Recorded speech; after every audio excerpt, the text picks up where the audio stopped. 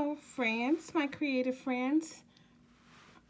I'm Deborah. I'm the hands behind Taylor's Yarn Creations, and I wanted to show you a little bit of how I go about doing a mattress stitch onto this crochet pocket shawl. Some people just call it a crochet shawl.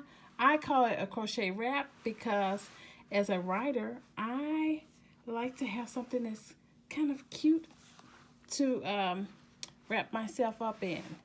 But this I'm going to place for sale on our my Etsy shop at Taylor's Yarn Creations because I'm working on a blue one. They tend to take a little time, but this process, once you get the pieces together, the 4 pieces together, it typically goes pretty fast. It's just a matter of how fast you want to sew the pieces together. So I thought I'd bring you in on the process.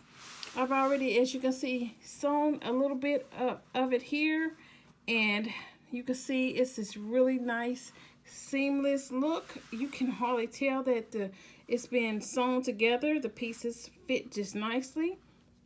But I wanted to show you my process.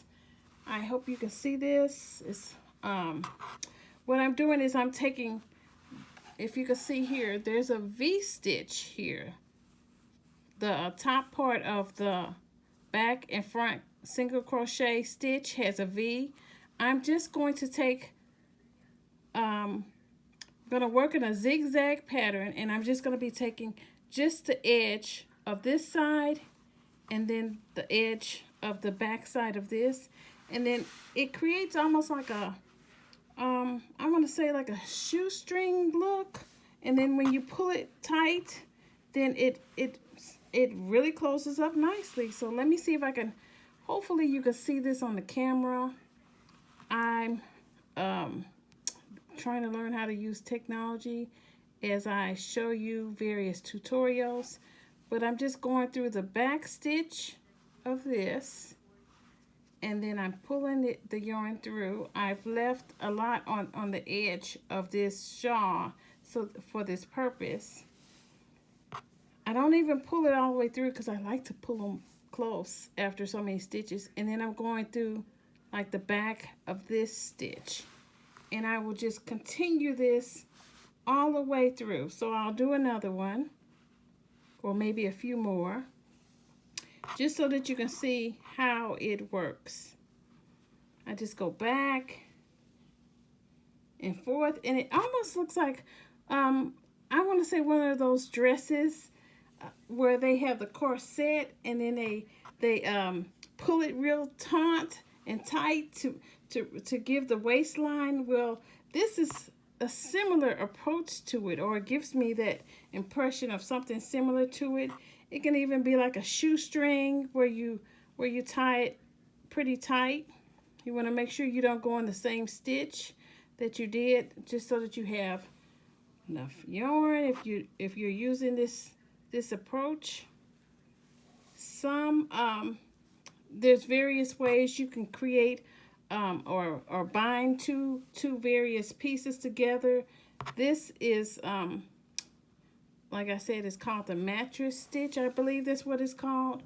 But I'm just going back and forth and creating this nice pattern,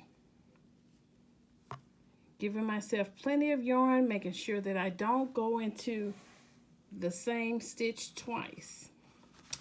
And as you can see there, it gives this look here, and as you pull it, I think this is so therapeutic to me. When you see it being pulled and you see it coming together, look how nice that is. So I will continue all the way through until I finish, and then I will weave in the ends. And this pocket shawl will need probably a button, so I have a really nice large button that I'm going to be putting on to it, and it will be finished and available in our my Etsy shop at Taylor's Yarn Creations. If you like this, be sure to subscribe and hit that thumbs up button, and I will be coming on at least once a week, maybe more, just depends on how time goes, and showing you some more of my creations. Until next time, this is Deborah, and I am the hands behind Taylor's Yarn Creations.